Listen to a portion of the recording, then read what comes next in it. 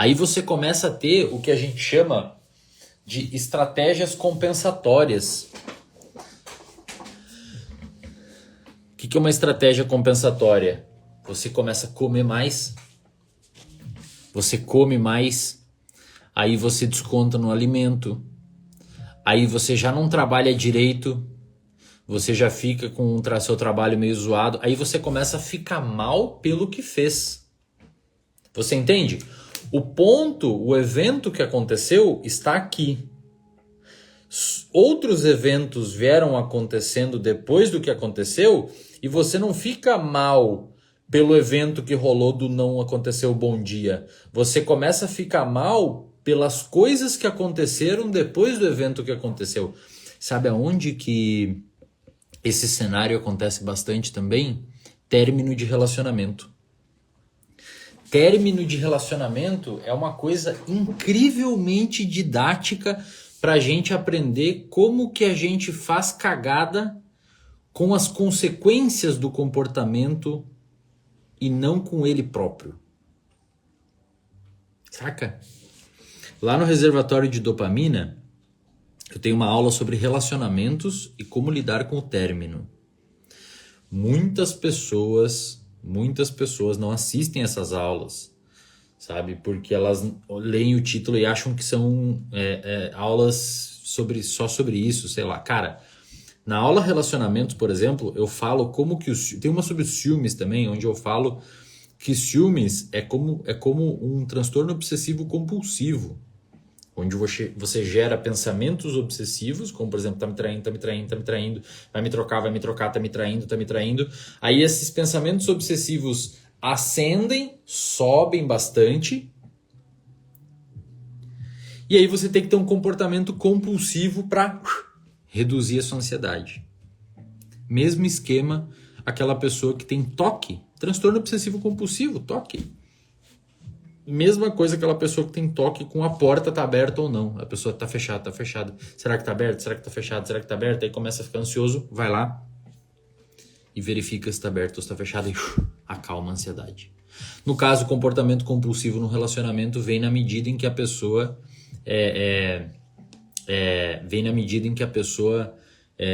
olha o celular do esposo, da namorada. Então você tem um comportamento, às vezes até segue, né? Segue, enfim. O stalker, né? Faz o famoso stalker. Só que o término do relacionamento, ele é uma questão muito didática. Caralho, velho, a gente botou 2.500 pessoas aqui, eu abri essa live na surpresa. Nem tava organizado aqui pra gente conversar sobre isso. Legal pra caramba. Obrigado aí, pessoal. Me ouvindo falar sobre privada entupida. O término de relacionamento, ele é uma questão muito pedagógica para a gente entender como a gente tem esses comportamentos hipercompensatórios, saca? Normalmente a pessoa que termina um relacionamento, ela não ficaria tão mal, tá? Pelo término, prestem atenção nisso que eu tô falando. Eu tô começando a me agitar aqui já, ó. Isso aqui era para ser uma higiene do sono, eu já tô começando a querer gritar aqui, ó. Porque eu sei que vocês não estão prestando atenção, eu estou tentando falar calmo, numa linha linear. Mas quando eu começo a falar e eu sei que vocês não prestam atenção, eu tenho vontade de entrar aqui na tela e pegar vocês pelo pescoço, sabe? E chacoalhar assim, porque eu sei que vocês não estão prestando atenção. Alguns estão prestando atenção. Aí eu já começo a ficar com os olhos arregalados aqui, ó. Parece que usei droga, tô louco aqui já explicando isso. Minha cabeça já começa a fervilhar. Vamos acalmar, vamos devagar, tá? Não posso perder meu sono, cara. Não posso perder meu sono. Já começa a me dar um suador. Término de relacionamento. A pessoa, quando ela termina o relacionamento, muitas vezes, ela não ficaria tão mal pelo término de relacionamento, tá? A pessoa que termina o relacionamento, isso é muito comum a gente ver na clínica, a pessoa fica mal pelo que ela faz depois do término de relacionamento. É bem diferente, tá? É bem diferente. E normalmente o que ela faz depois do término de relacionamento diz respeito ao que a gente chama de crenças intermediárias. Quem é da psicologia cognitiva comportamental sabe do que eu estou falando. Crenças intermediárias. O que é uma crença intermediária? Crença intermediária é uma resposta comportamental que você dá frente às suas crenças centrais que você tem sobre você, sobre os outros e sobre o mundo. Então vamos dar um exemplo. Digamos que você tem uma crença central de que você é uma pessoa incapaz. Crença de incapacidade é uma crença muito comum em pacientes, principalmente com transtorno depressivo ou espectros ou algum tipo de espectro dos transtornos depressivos. Tá?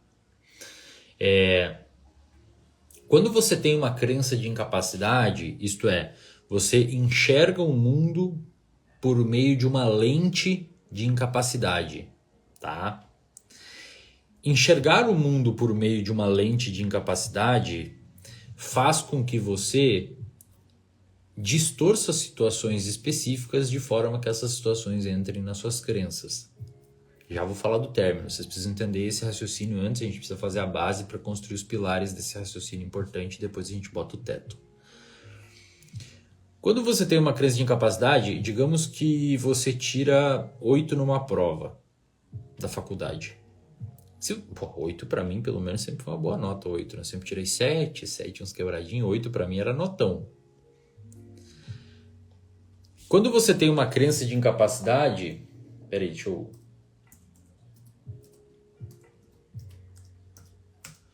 Quando você tem uma crença de incapacidade, você enxerga esse 8 como se fosse ruim. Então você vai pensar assim, mas não foi 9. Mas não foi 10. Ou seja, a pessoa com crenças de incapacidade, ela distorce uma coisa boa, que foi o 8, e transforma num evento ruim.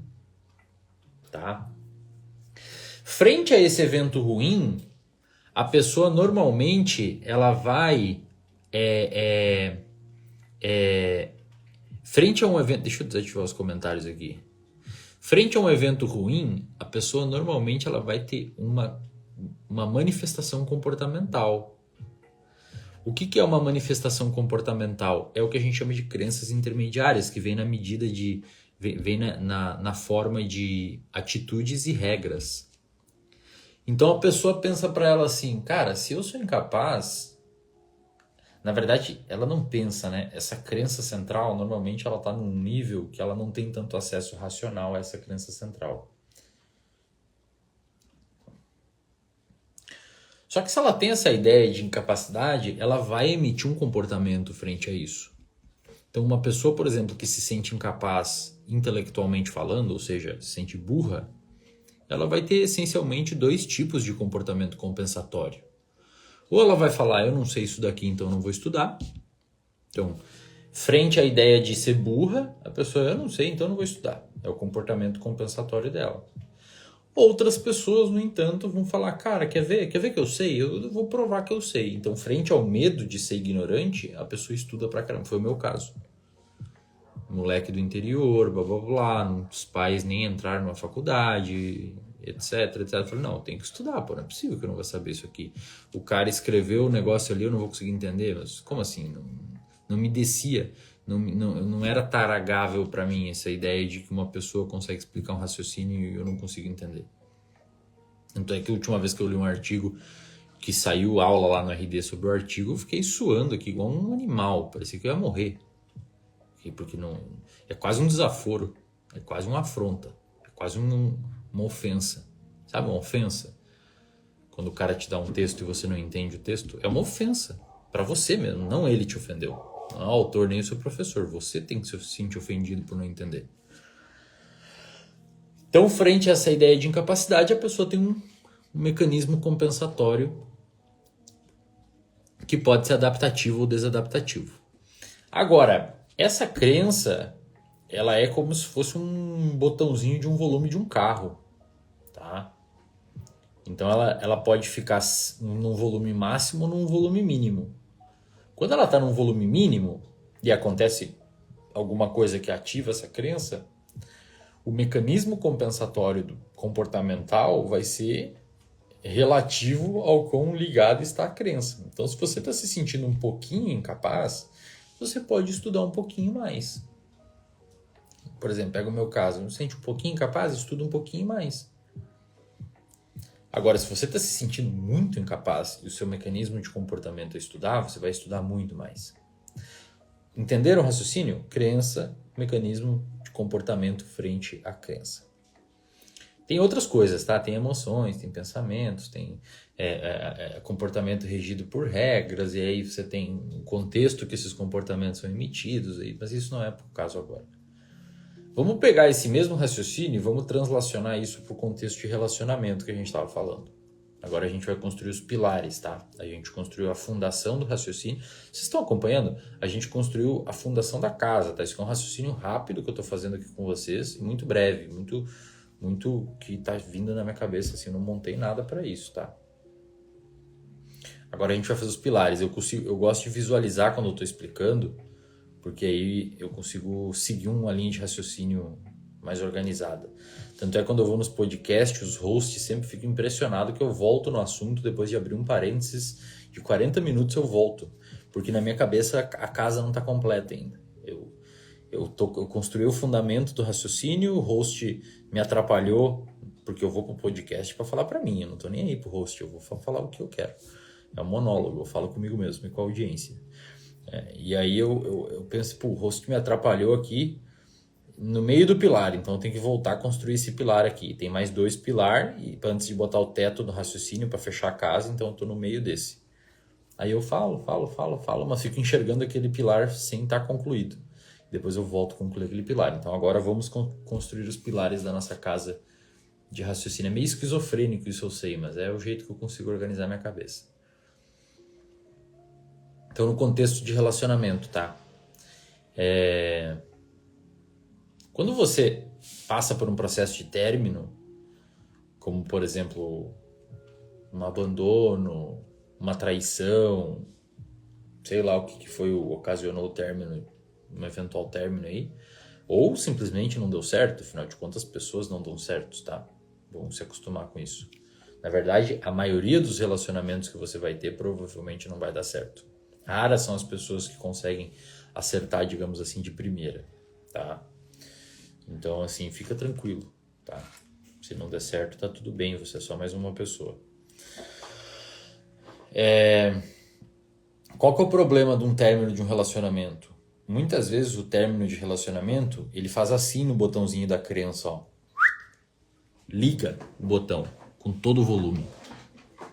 Então a pessoa começa a se achar muito incapaz, muito desamada, fica extremamente mal, fragilizada emocionalmente, rola uma amplitude emocional muito forte, ou ela pode ficar, eu tô super bem, sabe aquela pessoa que fala que tá super bem e não tá bem, você vê que a pessoa não é possível ela tá bem, não é assim que funciona o jogo, pode segurar algumas semanas, talvez meses, mas não tá bem, e aí quando o rebote vem forte. Mas principalmente quando você tem uma oscilação emocional muito forte que resulta ou é resultante de uma oscilação de crenças, o seu automaticamente está acorrentada nessa crença a modificação comportamental por meio de respostas compensatórias. Então, quanto mais a pessoa se sentir um merda depois do término do relacionamento, maior vai ser a amplitude e a saliência do comportamento. Meu cérebro tá cheio de adenosina, já tá meio pifando. Maior vai ser a amplitude do comportamento puta que pariu, velho. Não é recompensatório, é compensatório. Isto é, a pessoa que nunca usou droga começa a usar depois que terminou o namoro.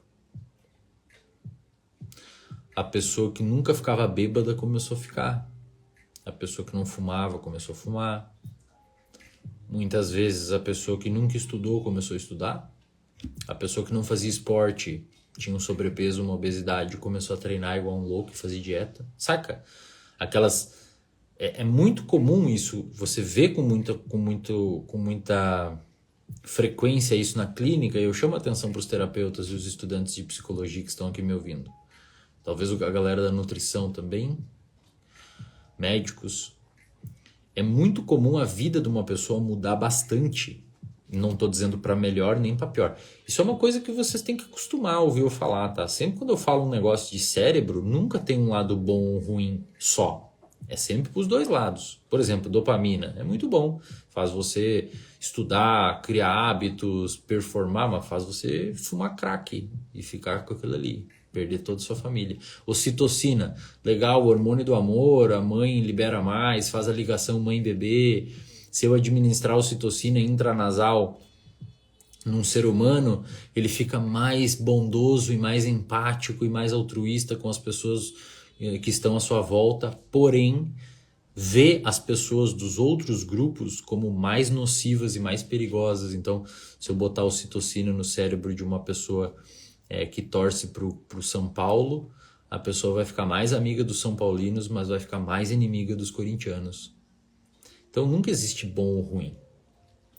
E na clínica a gente vê com muita tranquilidade e muita facilidade que normalmente a vida das pessoas muda muito quando você insere ou retira um personagem. E mudam muito para bom ou para ruim. Morre um familiar. Eu já tive paciente que a morte de familiar foi, por incrível que pareça e paradoxalmente, foi a deixa para a pessoa sair da depressão. Porque ela percebeu que a vida é curta, o familiar morreu cedo, que ela tinha que ajudar na casa. Entende o que eu quero dizer? Ao mesmo tempo, eu já tive pessoas que perderam o familiar e pioraram, caíram na depressão. Então, normalmente uma mudança incisiva na vida de um sujeito altera muito o funcionamento dele. E isso, o mais comum, mas não necessariamente o mais agressivo de se ver, é término de relacionamento. A pessoa termina o relacionamento, melhora. Impressionante. É muito comum. A vida tá um caos, tá uma merda a saúde mental. Terminou o relacionamento, a pessoa melhora.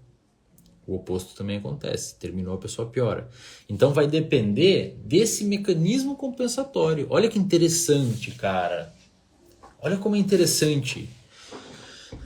Eu assisti Matrix final de semana. Quando você aprende esses conteúdos, não parece que você está olhando a Matrix de fora, assim? Eu falo isso no RD, nas aulas. Se você não participa do RD, velho, entra no RD, cara. É de verdade mesmo. O bagulho custa R$20 por mês, cara. E você tem acesso a esses raciocínios em todas as aulas e super bem explicados. Tem algumas aulas que eu falo, cara, quando você entende isso daqui, que eu expliquei nas aulas sobre comportamento humano e neurociências, parece que você está vendo o mundo como se fosse uma maquete. Lá embaixo. Você vê o comportamento das pessoas. Você quase olha para uma pessoa e sabe o porquê que ela está fazendo o que ela está fazendo. Você sabe o porquê que ela bebe. Você sabe por que ela fuma cigarro. Você vê, esse fulano fuma cigarro porque ele é bem aceito no grupo quando ele fuma o cigarrinho dele. Esse aqui, ele tem esse carro cheio de som ridículo aqui porque ele pega umas menininhas. Essa menininha é assim porque as amiguinhas dela não sei o quê. É impressionante, cara. É meio até perigoso, sabe? Se você não tomar cuidado. Então, quando você começa a ver uma mudança de término de relacionamento, pode deixar você muito mal ou pode deixar você muito bem, dependendo de qual comportamento você emitir frente a essa mudança. Tá bom? Só que qual que é o problema? Por que eu falei que as pessoas que terminam um relacionamento, voltando lá no início agora, fechando a nossa casinha explicativa, as pessoas que terminam o relacionamento, normalmente elas não ficariam tão mal pelo término, ou não ficariam tanto tempo mal pelo término, mas elas ficam mal pelo que acontece depois do término, pelo que elas fazem com o término. Então usa droga, faz cagada, se relaciona de forma com pouca responsabilidade afetiva, machuca outras pessoas e assim sucessivamente. Aí começa a acumular um montão de problema e a pessoa nem tá mal mais pelo término, ela tá mal porque ela fez depois do término.